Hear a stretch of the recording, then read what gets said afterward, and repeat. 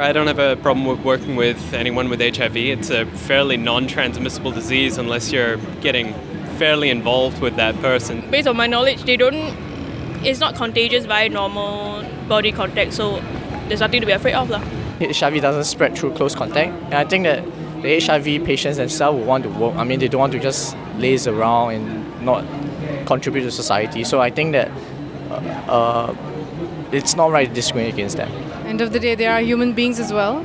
It's unfortunate that they've been detected HIV, but saying that they've got emotions, they've got talent, they've got skills, so I don't have a problem working with them. No, I won't be that concerned about it. I'll look at all the other job descriptions, all the job qualifications and the skills that he has.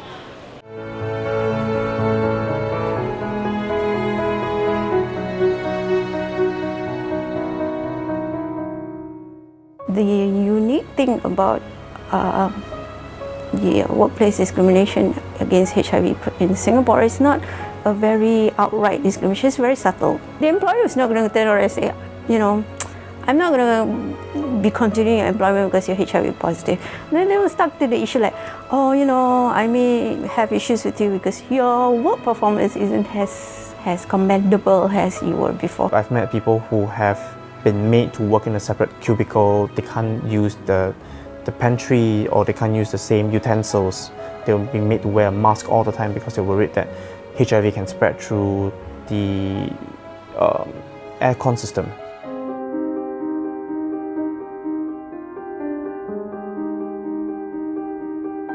I used to feel very hurt initially.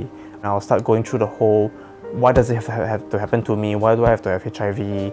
Maybe if I don't have HIV and I didn't do a stupid thing, then this won't happen. Yeah, so I'll go through that whole process and I will beat myself up. I'll get very angry at the people. I've come to realize that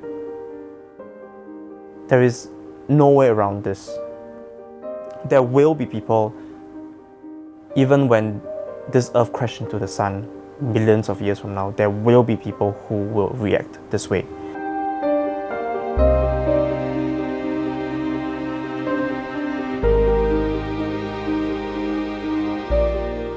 Every year, for the past few years, we poll the general public to ask whether they're willing to sit with the person who is living with HIV, to have a meal with the person, to really work with the person. And generally, majority will say, oh, we will have no issue. What I find very challenging is that you can't educate people on the risk of transmission and how HIV is transmitted, but it becomes static information. And when I mean static information is, if I talk to you and I tell you, okay, HIV can be transmitted only through these 3 ways, and it becomes a data that you know.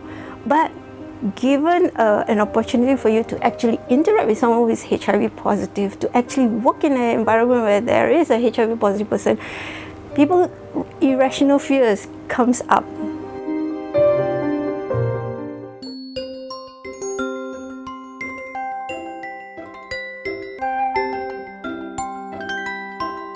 SNAF, the Singapore National Employer Federation, did come up with a HIV guideline for Singapore employers to adopt. It's a 3-tier guideline to encourage the adoption of HIV-friendly policies. We believe that the business sector plays a crucial role in changing the social attitudes that people have towards HIV, so that people living with HIV can remain economically active in the workforce.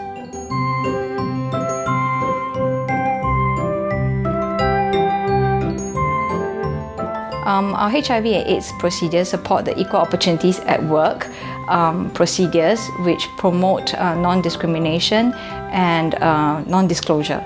So we do not at any point in time require our employees to declare their status, and we also do not tolerate any form of discrimination against people who are living HIV. We provide counselling for the employee, and also the bank pays for their antiretroviral treatment if the antiretroviral treatment is not available in their country. There's no cure or vaccine for HIV, so the only way for it to prevent is really through education. So our Living HIV program really starts out with education. You can educate senior management, as well as we can bring the education down to the levels of rural communities. So it's an interactive program that we basically just educate people about how to make safe lifestyle choices and to dispel myths and misconceptions. There are wonderful benefits for companies who would like to adopt HIV policies. It doesn't lose its human capital, because can you imagine if you have employed someone who is HIV positive for the longest of time, and suddenly you found out after X amount of years of service that this person is HIV positive, and if that person plays a crucial part in the management of the company, are you willing to let go your investment, your ROI in that person? Are you willing to let go? So the discrimination will only send a message to other people that the stigma and discrimination is severe in Singapore. Therefore, I should not test. And if someone doesn't test, they will never know that they have HIV. The virus continues to spread. So everybody plays a part. Doesn't matter you know someone living with HIV or not, whether you are living with HIV or not. Everybody plays a part in that sense.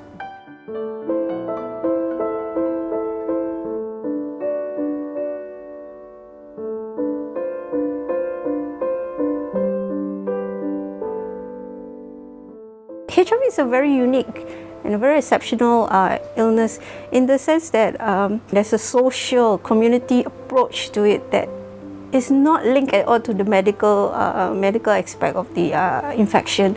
And the infection itself for a person living with HIV is not a big hurdle to overcome. But then you have this whole subset of people who's going to come in with their value system, with their principle, with their judgment, and that is the one that's going to be a lot of challenge to deal with. I'm lucky that I had the opportunity to meet friends and colleagues who will not discriminate me and was willing to share food with me, was willing to treat me quite normally. I take the same attitude I take with people with my job, and I won't look for an industry that will discriminate me. Even in the same industry, there will be other organizations or other companies that will accept me. And I know that there are more than enough people or companies out there who will be happy.